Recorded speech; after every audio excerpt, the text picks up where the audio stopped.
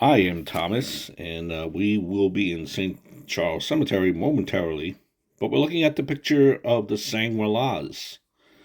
Marianne Ganser is a part of that group as well.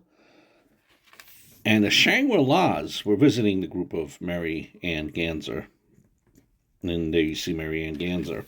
Part of the Shangri-Las. Hmm.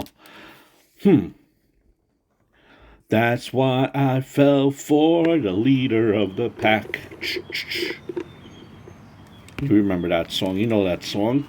That's probably their best known song, Leader of the Pack. Or for Forgive Me. Forgive Me in advance. Or for you big TikTokers out there. Oh no. You know that trend. Oh no. Oh no, no, no, no, no. Oh no. Oh no. Oh no, no, no, no, no. Oh no. I butchered it. I know. But that was the hook from Remember, Walking in the Sand. That's the hook right there. That was the Shangri-Las. And here is the grave of Marianne Ganser with her husband. Marianne passed away in 1970, 22 years old, of a apparent overdose. But the Shangri-Las, man, they very popular group. They didn't have that much longevity, but they were a pop group, 1960s. Between 1964 and 1966, several songs of theirs kind of documented like teen tragedies and melodramas. They were formed out of high school. They were all part of a neighborhood out there in Queens, Cambria Heights. Group has two pairs of sisters.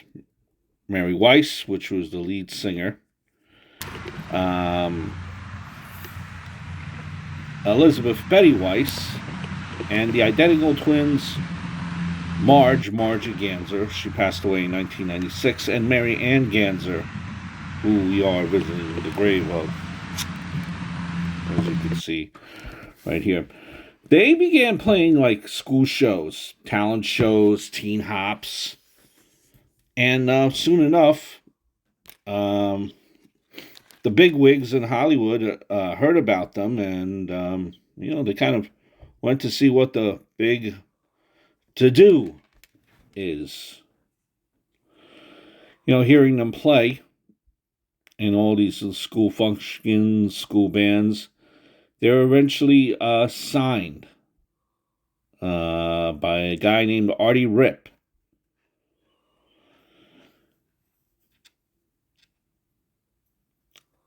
First recording that they came out with was a song called Simon Says. They also recorded Wishing Well, Hate to Say I Told You So, which was their first release in early of 1964. So, they were discovered in 1964. When that being said, they were still minors, so their parents actually had to sign with Red Bird Records. They were 15, was Mary Betty was 17, and the actual Ganser twins were 16. Their first successful song, again, was the song "Remember, Walking in the Sand," which all you young lads and girls might be familiar with from TikTok now with the remix. And little known fact there, fun little tidbit: Billy Joel, who was working as a session musician, played on the demo of "Remember, Walking in the Sand." Now the demo was nearly 7 minutes long, too long for a top 40 radio. Morton had hired the group to perform on the demo, but Redbird released a re-recorded version. Morton, he faded out the new version out around 2 minutes and 16 seconds. After the sudden success of Remember, Walking in the Sand, all the girls were called upon to make personal appearances. And that will require them to leave high school. Mary, however, she stayed on for classes at a high school for young professionals in Manhattan. So by the end of 1964, this group was an established act. They performed with the Beatles, Rolling Stones, the Drifters, James Brown, you name it. They were it. They were everywhere.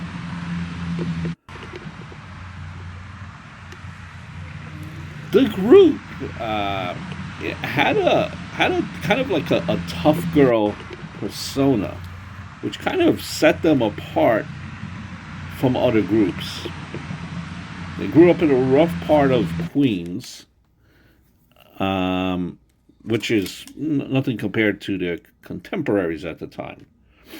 There were rumors about supposed escapades,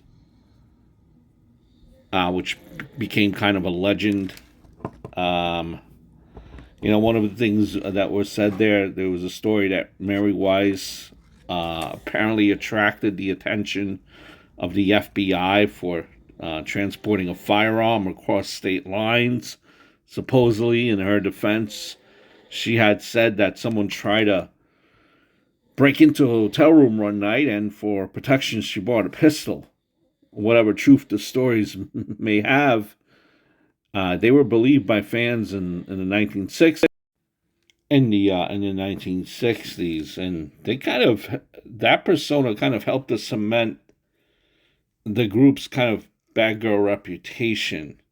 So, according to Mary Weiss, that persona it helped fend off advances from musicians on tours, because the musicians are perverts. So, the Shangri-Las, they charted with fairly successful U.S. hit records. It specialized in adolescent themes such as alienation, loneliness, abandonment, premature death. Very popular band. They appeared on several TV shows. During the 60s. But in 1966, two of the three releases on Redbird failed to crack the U.S. top 50. Although the group remained popular in England and Japan, Marianne left in 1964 when Marge, who was probably the most outspoken member, sometimes considered the leader, left. Redbird Records had then folded. So remember, Redbird was their original record company. Then they decided to kind of go with a new record company called Mercury. And, they worked with a guy by the name of Shadow Morton. They actually apparently have some remain unreleased songs. But Mercury and kind of Shadow Morton just kind of lost their enthusiasm, I guess, with them for the group. During that time with Mercury, the Shangri-Las had no further hits. And in 1968, they disbanded, called it quits amid litigation. And they kind of just, at that point, just withdrew from the spotlight, just vanished. They were angry that they had apparently received few royalties despite the millions of records they had sold. Um, Mary Weiss apparently moved to New York and then to San Francisco. She returned to Manhattan and being prevented from recording. She went to school, took college classes, worked as a secretary, then went on to the architectural industry. Betty Weiss had a daughter in 1964. Only member of the group to have a child. And she had kind of several jobs where she currently apparently lives on Long Island. You had Marianne Ganser, who began having problems with drug and alcohol addiction in 1968. She died in 1970, as you can see here by her grave, just 22, of a drug overdose. May have been a heroin overdose, as mentioned in a newspaper report and on her death certificate, or a barbiturate overdose, as related later by her mother to a journalist. Her death apparently was incorrectly reported as having been caused by some type of a seizure. Pardon, it was like a seizure disorder. Marge Ganser, she returned to school in the late 1960s. By early 1970s, she married, worked for 9X and Valley Stream, and unfortunately died of breast cancer in 1996 at the age of 48. The group, they declined offers to perform throughout the 1970s, though they did have a few live performances. Kind of following the successful reissue of Leader of the Pack of the UK in 1976, kind of re-sparked interest in the group again. Mary and Betty Weiss and Marge, they reunited.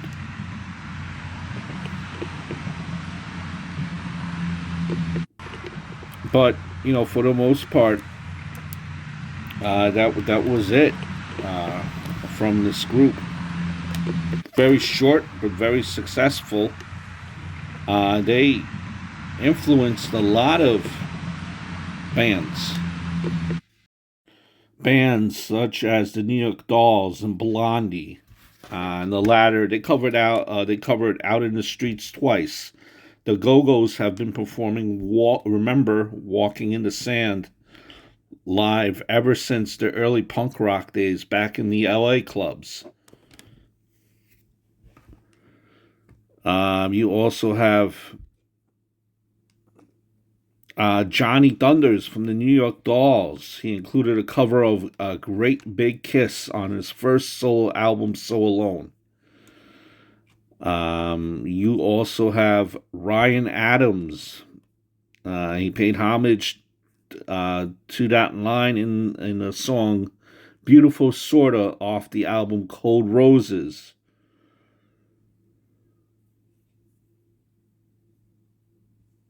You also have Amy Weinstead, noted as being influenced by the Shangri-Las. Aerosmith, they released a more rock-style version of Remember Walking in the Sand.